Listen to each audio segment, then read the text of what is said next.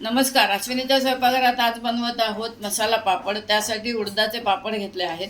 Tomato, कांदा, कोथिंबीर, मिरची, लिंबू आणि कोरडे मसाले म्हणजे चाट मसाला, चिली फ्लेक्स, मीठ, लाल तिखट आणि काळं मीठ. आता पापड तळून घेऊया आणि पुढे काय करायचं ते पाहूया. आता आपण पापड तळून घ्यायचं आहे. तेलात घातल्यावरती आपण झारा, कालता, चिमटा काय असेल त्यांनी पापड धरून ठेवायचा, म्हणजे तो सरळच्या सरळ राहतो.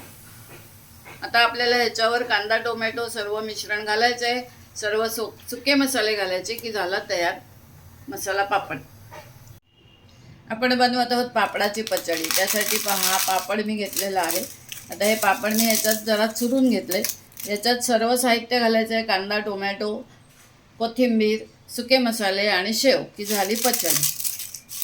ही पहा, आता आपली पचडी तशी तयार झाली आहे. मी साहित्य थोडं घालून घेतलेलं आहे. कांदा घातला आहे, टोमॅटो घातलेला आहे, थोडीशी कोथिंबीर घातलेली आहे, थोडे थोडे मसाले परत घालून घेणार आहे, कारण ह्यातला मला थोडेसे कमी वाटत आहेत मसाले. आणि याच्यावर आता मी शेव घालून देणार आहे.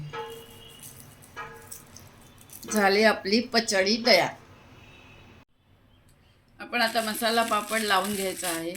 शेव घातली आहे, कांदा घातला आहे, टोमॅटो घालायचा आहे, थोडीशी कोथिंबीर घालायची आहे, मिरची घालायची आहे. मिरची हवी असल्यास घालायची.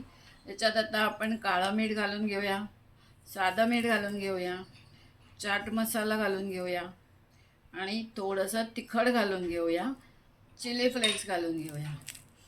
आता आपण ह्याच्यात सर्वात शेवट शेव घालायची आहे.